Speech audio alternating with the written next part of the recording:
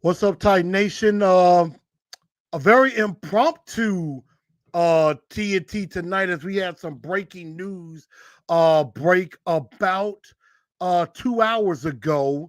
And we're definitely going to talk about it as y'all see on the graphic. And make sure y'all share this out because I have not shared this out to anybody. I'm doing that right now. And that is the Tennessee Titans have fired Jon Robinson. And when I got this message, I thought this was fake. I thought there's no way they're doing this now. But then as I looked and I saw reports, it is definitely true. And so we're gonna we're definitely gonna talk about this. We're gonna get into it. I got a special guest that wants to come on and chime in about this as well. So we're definitely going to get ready to do that. A very impromptu TNT tonight here this afternoon. So we're going to get ready to get this started in less than 60 seconds. Here we go.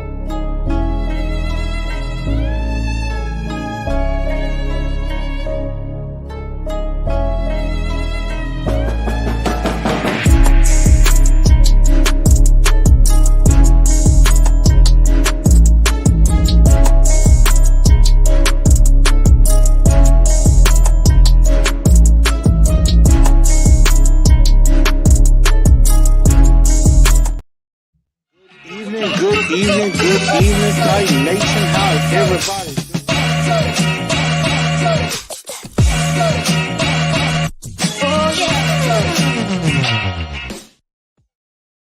What's going on, Titan Nation? How's everybody doing? Welcome into a very impromptu TNT tonight here this afternoon as we got some breaking news that happened about 2 hours ago as the Tennessee Titans fired general manager Jon Robinson just 2 days after the Titans got destroyed by A.J. Brown and the Philadelphia Eagles 35-10.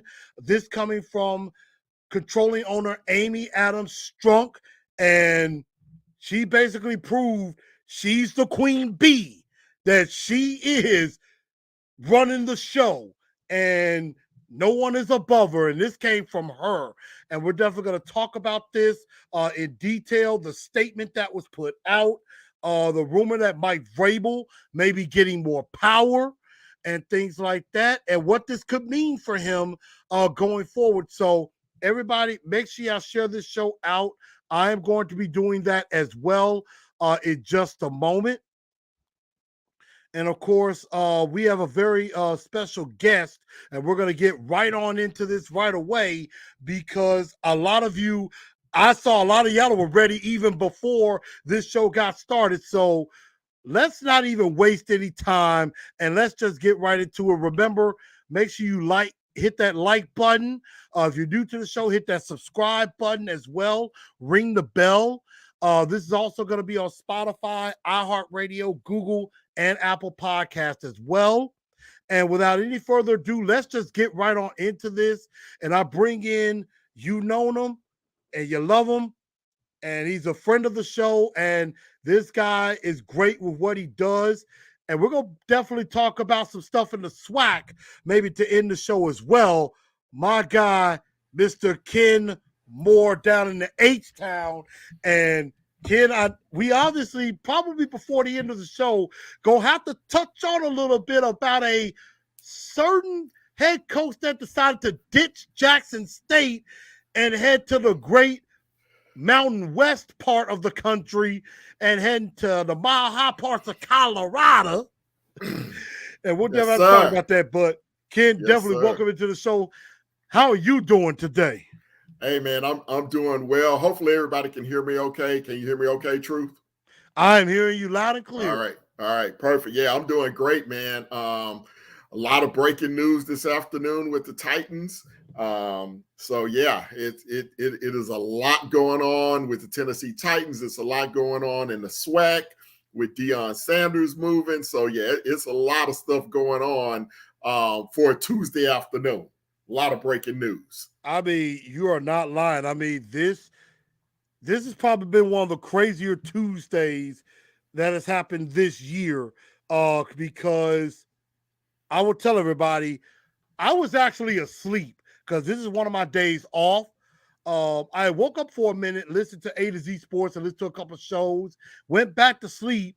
I wake up about a little after 11, and one of my followers hit me up and said, "Have you seen this? Have you heard this?" And it was a picture of Jon Robinson, and it was saying that he was being fired. And I'm thinking, okay, this is fake news. This is not real. This can't be real. So I look on Bleacher Report, and that's the first thing I see. Titans fire Jon Robinson. I'm like, oh my God, this is real. And I'm like, well, looks like I'm going to be doing a show at some point today. And I'm like, the sooner the better. So, ladies and gentlemen, as I tell you now, and as Ken is telling you, this is not fake. This is breaking news. Jon Robinson, no longer the general manager of the Tennessee Titans. This, of course, comes from the NFL Network's Ian Rappaport and Tom Pelissero, and it was indeed confirmed by Jim Wyatt that that he is indeed been relieved of his duties. And here's what Amy Adams Strunk had to say in regards to this firing. She says, quote, "Since becoming controlling owner in 2015, my goal has been to raise the standard for what is expected in all facets of our organization. I believe we have made significant progress both on and off the field through investments in leadership, personnel, and new ideas. This progress includes the core of our business, the football team itself, which is regularly evaluated both by results, win and losses, and team construction, roster building. I am proud of what we have accomplished in my 8 seasons of ownership, but I believe there is more to be done and higher aspirations to be met. I want to thank Jon for his dedicated work to set this organization on an upward trajectory, and I wish him and his family the best." That was from Amy Adams Strunk when she broke this news that she made this decision to fire Jon Robinson. Ken, I'm gonna start with you first, and I know we have a lot of people commenting on this. Derek, of course, with a super chat, and I appreciate it. Said Beto Smartmouth press conference answers from Vrabel stops now.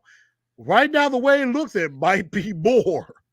So, Ken, what is your initial thought when you heard this news? I mean, like like everyone else, I had to make sure that it was true first. And then, of course, the Titans came out with their statement as well to confirm everything. I was shocked. I was shocked by the timing of it. I had just posted earlier this morning about my thoughts on the Titans and the rest of the season. We're 2 weeks away from likely clinching the division title for the third year in a row. We will essentially have 3 weeks off going into the playoffs, so a chance to get this team healthy going into the playoffs. And then this news broke, and my initial reaction was, wow, you know what? Amy Adams Strunk is not playing. She is not playing. She wants this team to compete for a Super Bowl championship. Despite us being in first place, she is not happy with the direction that this team is going. I think Mike Vrabel in his press conferences, without saying it, has not been happy with the team that he has had to coach this year, the team that is on the football field. I think he feels like he's coaching with one hand behind his back. And I think Jon Robinson is at the head of all of that. And I think the organization has said enough is enough. I think it has been reported, and I know this from covering college football, that this is the time of the year that front offices start to prepare for the NFL draft. Mm-hmm. And if you have come to the decision that Jon Robinson is not going to be that guy come January and February, then why wait? Go ahead and make the move now. The team is what it is. There's really only so much you can do going forward. They feel like they have a good structure in place with someone to step in as the interim general manager.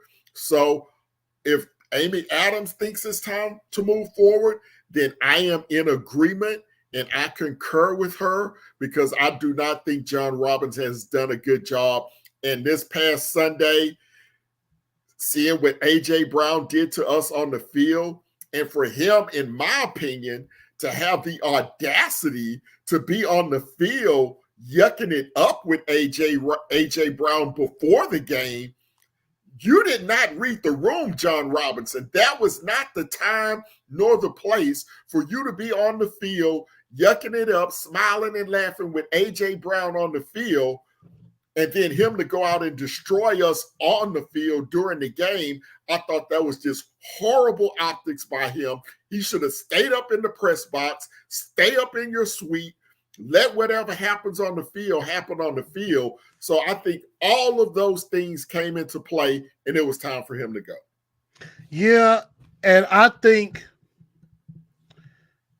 the A.J. Brown trade and what he did to us on Sunday definitely was the nail in the coffin. I said this, and I said this on a couple of shows yesterday, and the hosts were cracking up. Blaine and Mickey, Stillman and company, they were cracking up with what I had to say. I basically said when AJ scored that touchdown, went to that goal post, it was basically like what a parent does to their child when they do something wrong or they messed up. He took Jon Robinson to the woodshed, got a leather strap, and he started whooping that tail. He started whooping him. And I even said it like, and Ken, you being a father, I think you might be able to agree with me on this. A parent telling a child, look, this hurts me more than it hurts you. And, it's like, I don't want to do this to you. Basically, AJ's like, I didn't want to do this to you, but you traded me. And so I gotta, he's like, I gotta whoop your tail. I gotta make you regret this decision, and I gotta punish you for what you did. And that is exactly what AJ did. But it was more than just the AJ Brown trade. That was probably the nail in the coffin. That was pretty much what did him in. It's, trading for Dennis Dudley, which has been an unmitigated disaster. Robert Woods, a waste of talent right now, maybe a shell of himself, although you can get out of this contract. And we'll talk about this in a minute, the misses in the draft, and he's had quite a few misses lately. Bud Dupree has not worked out. He can't stay on the field, and when he's on the field recently, he hasn't exactly been a sack machine. And so all of this happening, garnering with the direction that this team seems to be going, it is not looking good. And so, yes, he has a 66-43 record as general manager.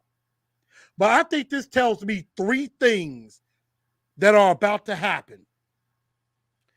I think the offense is about to get a major makeover. I think they're about to get an overhaul. You got to fix the offensive line. You need more weapons on the outside. And you've got to help this offense. I think this is going to be a very offensive offseason and draft. Number two, I think Big Jeff is here to stay. Because Jon Robinson basically was like, I don't know where the money is going to come from. I don't know how we're going to I don't know where the money's going to come from. I'm like, you don't tell Jeffrey Simmons, your best defensive player, that. And a new GM is going to come in, and that's probably going to be one of his first priorities is like, Big Jeff's got to stay. He's a cornerstone. And number 3, and I know a lot of people are going to disagree with me on this, I don't think Mike Vrabel is as safe as people think he is. Because if they stick with Ryan Cowden after the year, I can see that.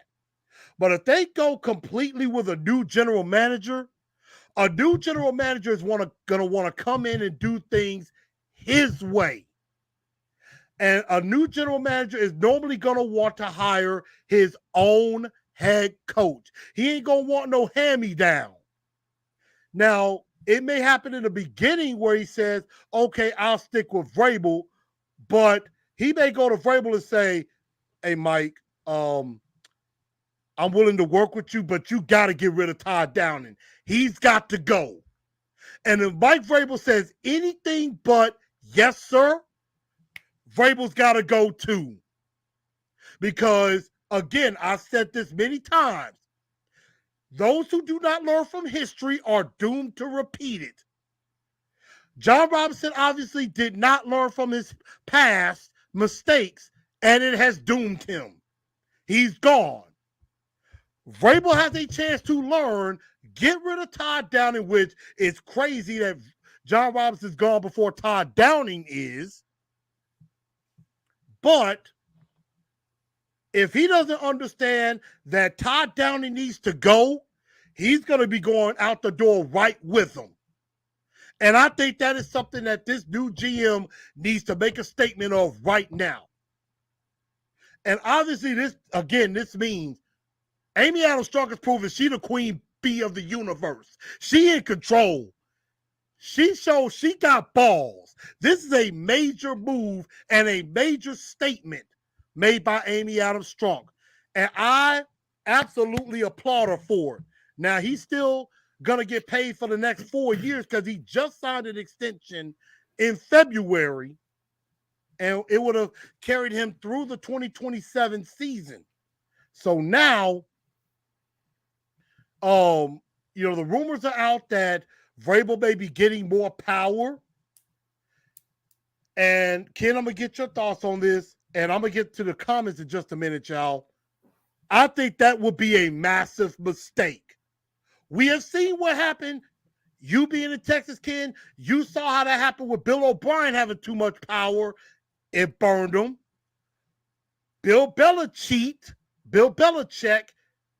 he ain't so great running the team when Tom Brady's not there. So I think if you're giving a coach way too much power, I think that could blow up in your face. So I would think if you give that Vrabel that much power, I don't think that's a good idea. Ken, your thoughts on that part with Vrabel maybe getting too much power? My thoughts on Vrabel getting more power, I personally don't have a problem with it. Now, do I want to see him be the coach and GM? Absolutely not. There's just too much. I mean, there's too many blown instances of that not working. Do I think he should have a hand in who the GM is? I think he should, because the coach and the general manager need to have the ability to work lockstep to know what do you want as a football coach? What's going to make you do your job better? What ingredients can I provide to my cook to make this dish come out as excellent as it can if you're going to a 5-star restaurant? You don't want your cook and your waiter and the ingredient buyer to all be on different pages. So I don't have a problem personally with Vrabel getting more power, but it can't be ultimate power where he's the GM and the head coach. Absolutely. Now, I want to get to this comment from Sin City Titan, and I'm going to get to other comments in just a minute. He said, how can you talk so much trash about Vrabel and J-Rob? Did you forget how bad we were before they came in? Let me make this point perfectly clear. I never once said that Jon Robinson did a horrible job. I think Jon Robinson, in a lot of aspects, has done a very good job. He helped change the culture. He helped bring us out of the gutter. I agree with that. But, Austin on A to Z Sports and some others have said this. It is very easy for a general manager and a coach to bring a team that was maybe 2-15 or 3-14 and get them up to 9-8 or 10-7. It's very easy to do that. It is very difficult to then come into a situation where you already have a team that is 10-7. And I think I lost Ken for a second. He'll probably be coming back in just a moment.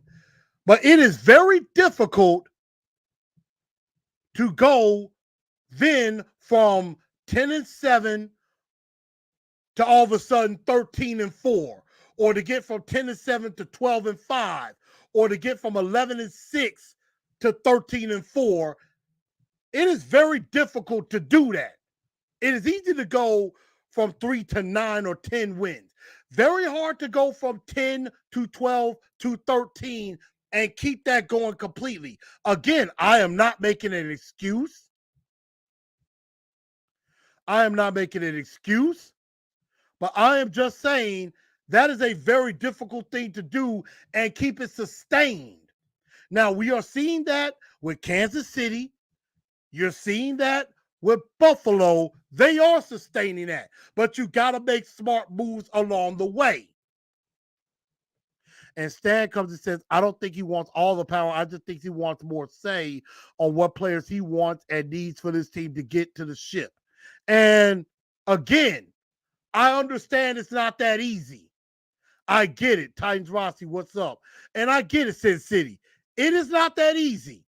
I understand that. And people are going to disagree with me. And that's okay. That's okay. That's what this conversation is about. Jon Robinson has done a very nice job. But at the end of the day, you got to sustain. You can't just be going in saying, you know what, we're just going to try to win the AFC South, and that's fine. No, it's not. Because, yes, Jon Robinson has done a nice job, but he has made some bad draft picks as well recently. And I got Ken back in. And now C-Style, who hit me up first, said heard that J-Rob and Vrabel got into an altercation this morning. And Jon Robinson said to Amy, you either choose me, it's either me or him. And that was the choice. Now, I don't know how true that is, but, I mean, it could very well be that could be the case that, you know what? Vrabel is like, Jon Robinson is like, look, I'm in control.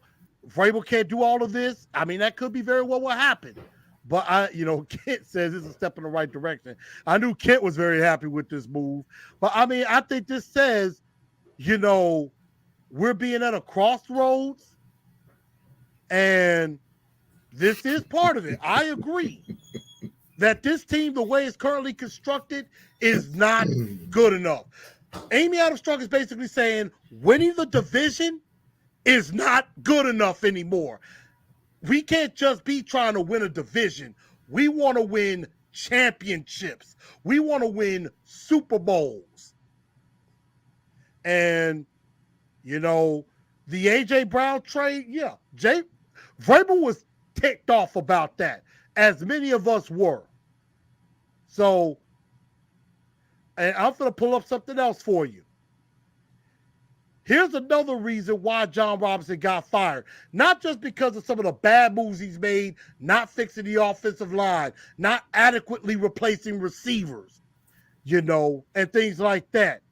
Take a look at the draft picks that he has had over the last few years. And I'm pulling this up. So you see on here, we're going to go all the way back to when he first was the head coach, meaning the general manager. Look at this 2016 draft class. You got Jack Conklin, didn't make it to a second deal. Kevin Dodd was a bust. Derrick Henry and Kevin Byard are the only ones left from that draft class still on this team. 2017, Corey Davis, Adoree Jackson, Taywan Taylor, Jonnu Smith, with the exception of Corey Levin, who actually left and came back. None of those guys are still on the team right now except for Corey Levin. 2018, Rashaan Evans, Dane Cruikshank, gone. Cruikshank being gone might have been a mistake. And they wasted Luke Falk. 2019, AJ is gone by trade. DeAndre Walker's already gone. You got decisions to make with Nate Davis and David Long. You're acting like you don't know if you're going to be able to pay Big Jeff. The 2020 draft was an unmitigated disaster with really only Christian Fulton making substantial contribution. 2021 is looking really bad. I mean, you got Monty Rice, Elijah Molden, Rashad Weaver, but nobody else has made any contribution. And right now, this year is still kind of up in the air. But you notice out of all of those draft picks, none of his first round picks have made it to a second deal. Now, Big Jeff will probably be the first, but none of his first round draft picks have made it to a second contract. And I understand some people are talking about we're winning. It ain't all about that. Just winning the AFC South again, ladies and gentlemen, is not good enough anymore. Get that through your heads. We're about to win 3 straight, and we're probably going to take an early exit for the 3rd straight year. What do y'all want? Just to be AFC South Division champs, or do you want a Super Bowl? That is the question you need to ask yourself. Ken, jump on in here. Yeah, I agree with a lot of what you're saying. You know, I have to think back being in Houston, and I would be hypocritical if I wasn't as critical of the Titans as I have been of the Houston Texans. When the Texans had their run with J.J. Watt and Matt Schaub and Adrian Foster and J.J. Watt, and they would consistently win the AFC South, right? But then they would always get to the first round of the playoffs and always get embarrassed. And I was always hypocritical of the organization because they did not take the next steps to become a championship organization. They always tried to cut corners and try to win on the cheap. Same thing I've seen with the Titans over the past 3 years when you go down this draft list. There was no reason on earth that Jack Conklin, at the time, an all-pro right tackle, bookend with Taylor Lewan, should not have been re-signed in 2020. There was no reason at all not to re-sign him. And you backdoor that with a bad draft pick in Isaiah Wilson, and then another bad draft pick in Dylan Redunce. You finally seemingly may have it right now with Petit Fair, but that's 3 offensive tackles that you've had to draft since Jack Conklin was not re-signed. That's draft capital that could have been used in other areas of the football team if you would have signed Jack Conklin. Okay. Yep. Now you go to the next year, Adoree Jackson, Corey Davis. Okay, Adoree had injury problems, no problems letting him go.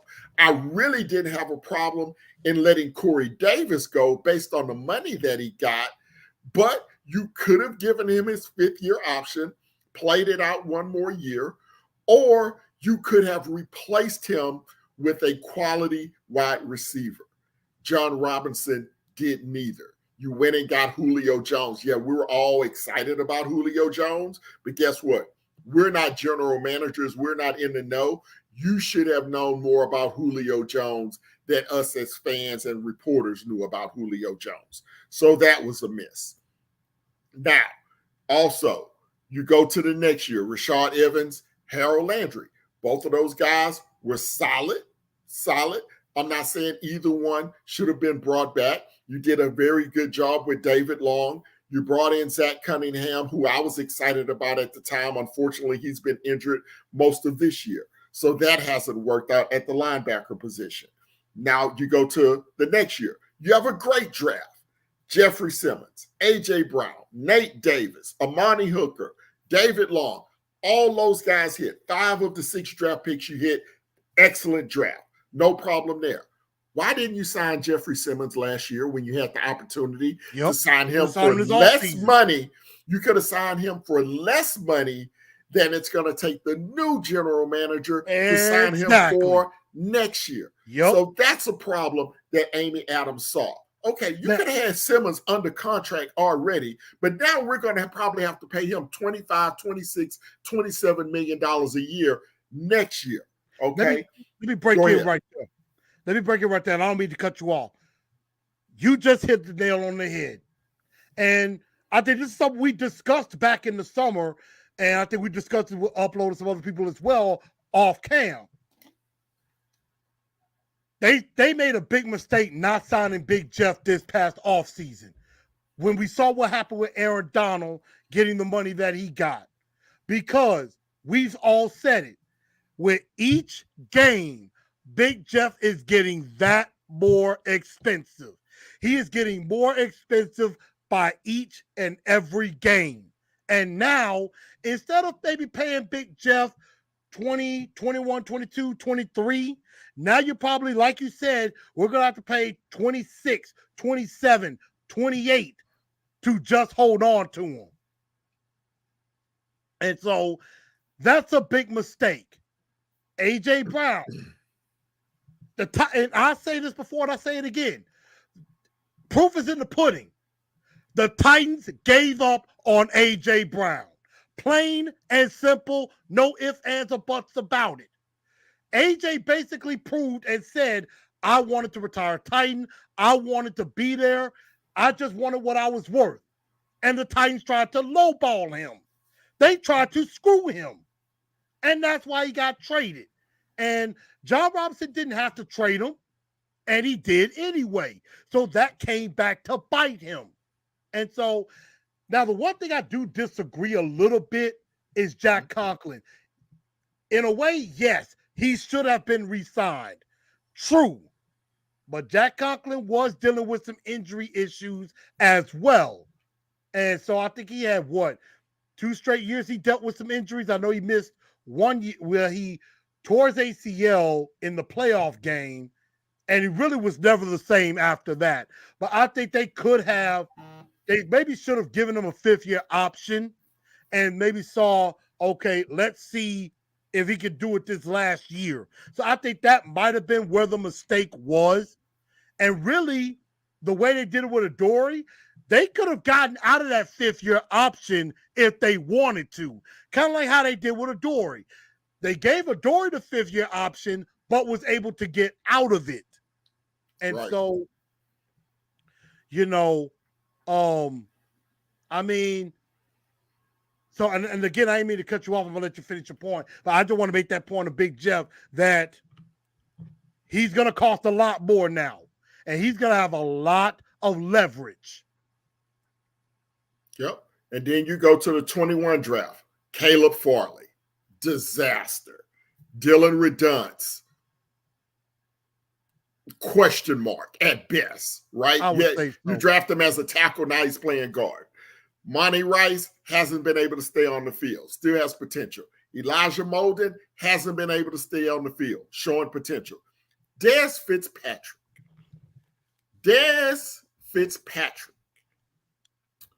4th-round pick, right? Yep. Now, you talked about it. You follow the draft a lot more than I do. They drafted Dez Fitzpatrick above St. Brown, who's turning into an all-pro type receiver with the Detroit Lions. But that's not even my biggest issue. Right now, this past week against Philly, you only dress 3 wide receivers. NWI, Robert Woods, and Traylon Burks, and you have Board, who's really just a kick returner. Mm-hmm. Why is Dez Fitzpatrick and Mason Kinsey still on the team if they can't be elevated to get into a game when you don't have any eligible wide receivers other than 3. Exactly. If Mason Kinsey and Dez Fitzpatrick are so bad that they cannot get into a football game and play 10 to 15 plays, why are they still on your practice squad? Yep. There's no reason for that. You're bringing in Josh Gordons and Chris Conleys and all these guys that can't get on the field, and you got 2 guys that's been in your system for over 2 years, and you can't put them into a game when you really don't have any other options. Why are they there? Get rid of them if they can't play. Go find somebody else. I'm sure there's some other wide receivers on some practice squads that you can bring over to participate in a game. That makes absolutely 0 sense. And for that, and other than any other reason for me, I am glad Jon Robinson is out of here, because that is absolutely mismanagement of a roster and absolutely ridiculous. I definitely agree. I mean, again, that does say a lot. It's like, dang, Mason Kinsey disrespected that bad that in this situation, you can't even bring them up. And then the Dylan Radin situation, which I've clamored. I'm like, Dylan Radin is a natural left tackle. Put him at that spot and let's see what happens. He can't be worse than Dennis Dudley. I mean, Dennis Dudley is probably the worst offensive lineman in the NFL. And the fact that, and this is why I say I don't think Vrabel is safe, because not pulling Dylan Radin in and not bringing those guys up, that is a Vrabel decision, not a Jon Robinson decision. Vrabel is choosing not to bring those guys up. And so I'm like, at least try Dylan Radin at left tackle. You'll never know what you got in him until you try. And now you're talking about possibly LaRaven Clark, and I haven't really seen his snaps, but I've heard it wasn't good and hasn't been good. So I'm like, what do you have to lose? You're going to draft a left tackle in the draft next year anyway. So you might as well see what you got with Dylan Radin. I don't know what we're seeing and what the media is seeing from that game against the 49ers, because obviously we're watching 2 different ball games. A lot of people in the media have just been like, Dylan Radin wasn't that good in the 49er game. And I keep thinking, what the hell are y'all watching? I'm like, this guy maybe wasn't great, but he held his own against one of the best pass rushers in the league in Nick Bosa. Nick Bosa that year had, 15, 16 and a half sacks? How many sacks did he have in that game with Dylan Radin on him? None. 0. Zilch. It was so bad, Nick Bosa ended up having to move to the other side to go up against David Quesenberry because he was having no success against Radin. So I don't know what the media is seeing that we're not, and yet nobody has been able to explain to me what that was. And I see Philip brings in a super chat. I appreciate this. Jon Robinson being fired is valid because if Miss Amy believes J-Rob was the reason why Vrabel's game strategy is so predictable and ineffective against good teams, then she was hoodwinked to the highest level. Maybe, because obviously, I think it is valid. Because again, Amy Adams is showing she wants to win. She wants to win and is tired of the mediocrity. She doesn't want to just win divisions. She wants to win a Super Bowl. And obviously, Ken, you're getting a lot of love for GM. And, and so people are talking about, we didn't mention the 2020 class. Yes, we did. Nobody has contributed except Christian Fulton right now. And AJ abused him on back-to-back plays. Now, I'm not saying that Christian Fulton is not a good corner. Yes, he is. But AJ is just that better of a receiver, which was why they should have kept him. I kept saying it all year last year. Pay that man. Ken, did I not say that? You Yep. can validate that for me. You know Yep. me pretty well. Did I not say sometime during the year, pay that man? Yes, Tell me sir. I'm lying. Yes, sir. 1,000. I've been saying it. I don't want nobody to say, well, you just saying that now after all this happened. No. I said this even before the playoff game last year that they should have paid him. And they didn't. So Jon Robinson failed at his job and deserved to be fired. Now, I am a little questioned about the timing, but I do get it. Like you said earlier, front off, this is usually where you get the jump on the draft, or you get the jump on getting the best possible candidates because, like you said, now this month with bowl games coming up, this is where you can actually go and meet and talk to some players, go to bowl games, watch them play if some of them play, and you can really get your hands on these guys and get a jump on it. Now the Titans have a chance to do that. So, now we're entering a whole new era now. And so we are at a crossroads. And again, the question is Vrabel going to be a part of the solution, or is he going to be part of the cleaning out process? And so that's what we're about to find out. And, if Vrabel has that power, I don't know if it's a good idea, folks. I was just as shocked as everybody else was. I mean, I think it's a good move, but I was shocked by it. So we're going to find out what this team is all about, especially within these next, let's see, we're 7-5. So we got literally 5 games to go. The Tennessee Titans do have a chance to clinch the AFC South this week, I believe, with a victory over the Jags and a Colts loss. The following week. Colts have a bye week this week. So What's if that? we beat the Jags this week and then the Colts play the Vikings in week 15, they'll likely lose that game. We'll be division champs. And this was what I put on Facebook this morning before all of this broke. The good news for the Titans going forward is that, let's take a step back to last year. We beat every playoff team that we faced. The Rams, the Bills, every playoff team that we faced, we beat except Cincinnati. We went into the playoffs relatively healthy. We had just got Derrick Henry back. And, of course, we know what happened in the playoff game. Tannehill wet the bed. This year, it's been the opposite. We've lost to every playoff team that we've played. However, we did play tight with Kansas City with Malik Willis. We did play tight with Kansas City with Cincinnati 2 weeks ago. Assuming we clinch in week 15, which will probably be the first team in the AFC to clinch, every other will be pretty much locked into the 4 spot. Yeah. Every other team will be playing hard the rest of the season to either try to get the number 1 seed, Buffalo, Kansas City, Cincinnati, or try to get into the playoffs, the Jets and Miami and New England and all of those teams.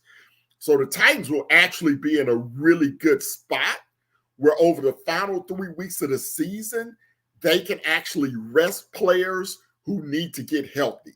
You can sit Jeffrey Simmons down for a couple of weeks, let him get his ankle ready. You can sit Christian Fulton down for a couple of weeks, let him get his hamstring ready. Let Danico Autry get another couple of weeks to heal his injury. Let those guys, if Kevin Byard needs a break, you can give him a break. God, if Derrick Henry needs a break, you can give him a couple of weeks off. Don't worry about rushing titles and all that kind of stuff. So you can actually go into the playoffs as the healthiest team in the AFC. You get a home game right off the bat. That home game will likely be against a Miami or a Baltimore. That's your likely opponent in the first round. I think you can beat Miami, but the Ravens are a very overrated team. Lamar Jackson is hurt now. Their defense is horrible. I think you can win a first round game at home, and then you let the chips fall where they may after that. So I think the probability of the Titans being successful in the playoffs, if Burks can come back, you get the offensive line somewhat healthy, you get the defense somewhat healthy, you have an opportunity to do some damage. So it's not all bleak. It's not glass is half empty, in my opinion. I think the glass is half full. And I think Amy Adams sent the message today that, hey, we're not going to stay status quo. We're going to try to get better. We're going to try to compete. And we're going to try to put this organization in the best opportunity that it has. And before, we end all of this, as a lot of people say, Jeremy said realistically you could see 3-2 the rest of the way. Imagine being fired between two division winning seasons, two 12-win seasons, which I don't see us winning 12. Brandon comes in with a question. I smell Bill O'Brien power move. Should I be scared? I pray to God it's not that, because I could see Vrabel being like a Bill O'Brien, because let's be all honest, Vrabel is an arrogant, cocky somebody. He thinks he knows everything. He thinks he knows everything and everybody else knows nothing. And I could definitely see this as a bad move that could blow up in his face. And I hope that is not the case with that. So, I mean, I agree with you. It is not glass half empty. Anything. It is, we definitely have a new. We're definitely going into a new era, a new phase. And I think somebody asked about draft picks. Right now, we have a first, a second, a third, a fifth. Let's see, a sixth, and a seven.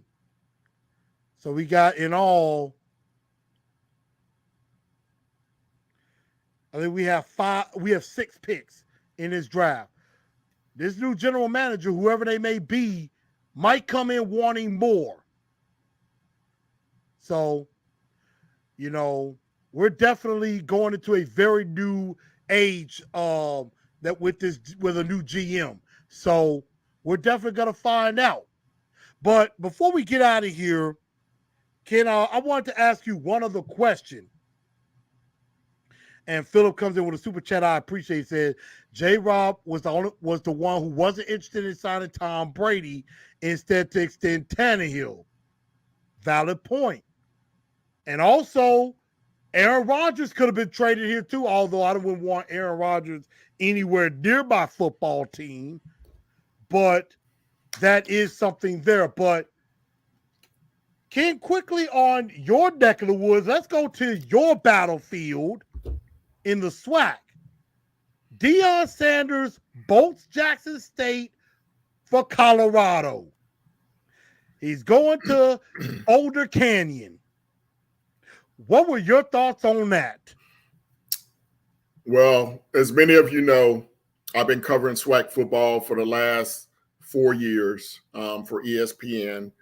So I've had a chance to do several Jackson State games. I've had a chance to interact with Coach Prime, very straight up individual. He's going to tell you exactly what he thinks, and he's not going to leave any stone unturned. When news started to break late in the season that this may be a possibility, I was torn, to be quite honest. I wanted him to stay at Jackson State. I wanted to see Shedeur Sanders, his quarterback, remain there. I thought they would be there until Shedeur graduated and got a chance to go into the NFL. So I was a little bit torn both ways. And I'm still torn both ways, because I understand it from Coach Prime's perspective, is that he has an opportunity to go to a Power 5 school and revamp a Colorado program that has been terrible for the better part of a decade. So I understand the opportunity there.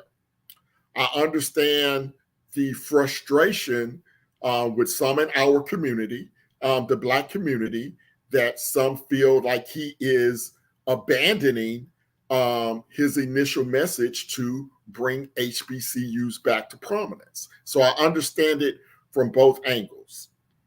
I'll say this after I've had a week to kind of digest all of the information, is that Coach Prime, Deion Sanders, he has two primary responsibilities.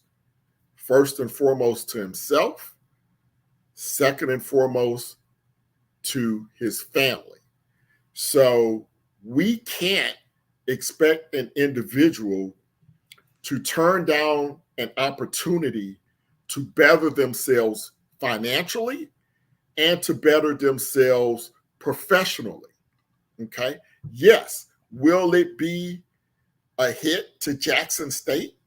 Yes, initially. Massive.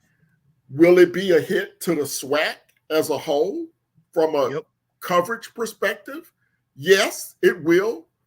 Will it be a hit to me professionally as a broadcaster who covers the SWAC? Yeah, a little bit. I may have a few less eyeballs on me in 2023 than I've had the past couple of seasons. But at the end of the day, with Coach Prime, on the positive side, he is an African-American head coach who's now getting an opportunity at a Power 5 school, which very few African-American coaches have when it comes to coaching college football.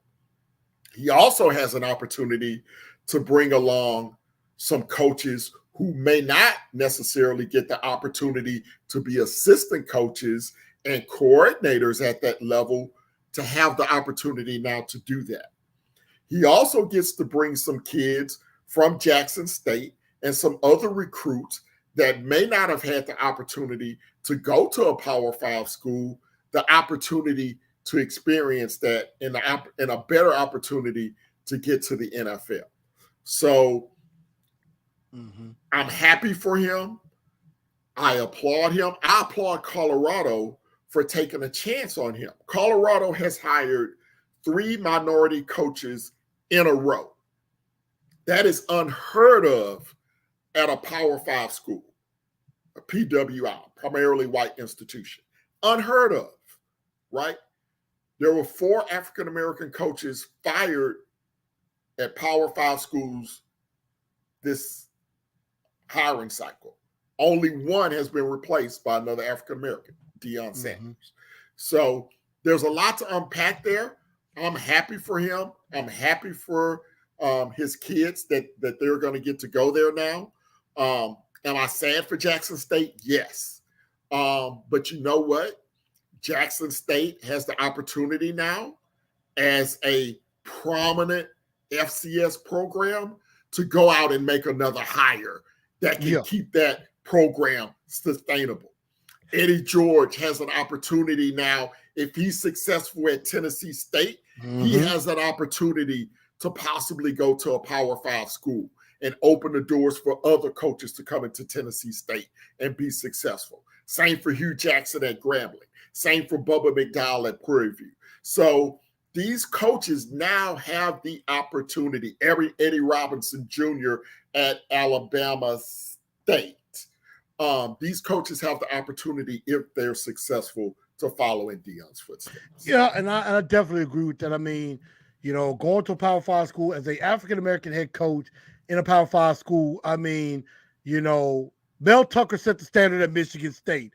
I mean, got a huge contract extension, well-deserved, at Michigan State. So now, you know, Deion is setting himself good for Colorado, which could lead to an even bigger job somewhere at some point, you know, like and I'm just spitballing out here, if it was Clemson or Oklahoma or Texas A&M or Texas, you know, hell, if something happened with Mike Norvell at Florida State, he can go back to his alma mater. So, I mean, that could something that can happen there. Yes, it is a big hit to Jackson State. It does hurt them. But I did think this, and this might be silly to think. I think one thing, and this is for me personally, I think the Southern Heritage Classic is going to be back to the way it was because I think Jackson State, Deion was probably one of the driving forces that wanted to get out of that. Mm-hmm. Now that he's gone, I think Jackson State's going to want back in. Now, I don't know if Fred Jones and the Southern Heritage Classic or if Tennessee State even going to want them back in. But I do think that possibility of Tennessee State, Jackson State, that tradition, I think has a chance to continue now, and they can all come back to the table and make this thing happen. So we're definitely going to find out. And obviously Ryan's coming in saying AD Ashley Robinson, very well respected. Trust to get a good replacement. Brandon said, can we get Stanford's coach to be our OC? Obviously, Coach Shaw at Stanford, he's very happy where he is because many times they've tried to pry him away, and he has said no. He is entrenched and happy at Stanford. Ken, I know you got to run. Any last thoughts or anything that you might have possibly coming up? Yeah, absolutely. Guys, if I know a lot of you guys have subscribed to the channel. I've been kind of dormant. College football is over. I'm hoping to crank the channel back up. So if you would go subscribe if you haven't already, at K Moore Sports on YouTube. Of course, you can follow me on Twitter as well at K Moore Sports. And then, of course, on Facebook, where I'm very active, Ken Moore. If you haven't friend me, send me a friend request. And of course, I will accept you. But yeah, we are going to crank the channel back up for the remainder of the football season. So hit that notification bell. I'll let you guys know when a show is coming out. I'm going to try to put something together for this week so we can talk about the playoff chances coming up. We can talk about who the Titans may be looking at as possible replacement for Jon Robinson. We'll hit on the SWAC. I will be having, hopefully, as we get into bowl season, some interviews with some former Houston Oilers and Tennessee Titans players that are active in the SWAC. Bubba McDowell, head coach at Prairie View, former Houston Oilers. Eddie Robinson Jr., who played in the Super Bowl with the Titans, second-round pick of the Titans back in the 90s. He's the head coach at Alabama State. Of course, Hugh Jackson, who coached the Cleveland Browns. He's the head coach at Grambling. So we're looking to have some of those guys on as we progress through the bowl season and into the offseason for both college football and the NFL. So yes, we're going to be cranking the channel back up. So again, go subscribe at K Moore Sports, hit that notification bell. We're going to try to get a show up this week because we have so much stuff going on, and I got a little bit more free time now as the holidays are approaching. So definitely look forward to interacting with you guys all again. Well, definitely. I definitely do appreciate you coming on. And Overchick said, did Vrabel hire Downing? Yeah, Vrabel decided to keep Downing. Yes, he did, because he's over the coaches. And, of course, again, if you're late or didn't get the memo, breaking news, Jon Robinson fired by the Tennessee Titans, replaced by interim general manager, former vice president of player personnel, Ryan Cowden, basically second in command. I know Ken has got to run, and I'm probably going to run as well. So, everybody, it's been a shocker of a day. It has. I appreciate everybody. I know we had well over 60 people in here tonight, and I appreciate everybody tuning in. We will have a show tomorrow, maybe get a little bit more into this preview, getting ready for the Jacksonville Jaguars on Sunday, and the Titans get one step closer to clinching a division. And I definitely appreciate everybody tuning in, and everybody feeling mad. It says Cam Newton next head coach. Yeah, I don't know if that's gonna happen. I know I didn't get to everybody's comments, and I apologize for that. Clay saying next big problem will be quarterback, and that very well might be right with that. So and 615 is right. They might force Downing force Jon Robinson's hands to do that. So we're definitely going to find out what this team is about in these next 5 weeks. And we will see who could be possible replacements for Jon Robinson as GM. Hopefully they do it right and get the right player in there. So everybody, I thank y'all for tuning in to TNT tonight, this impromptu version. I am your man, Blue Enforcer, aka The Truth. Again, y'all make sure y'all follow. Y'all make sure y'all follow on Facebook, Instagram, and Twitter, and definitely make sure y'all follow that. And we will definitely talk again tomorrow. Y'all have a very good rest of your afternoon, and tighten up, because that's all we know how to do.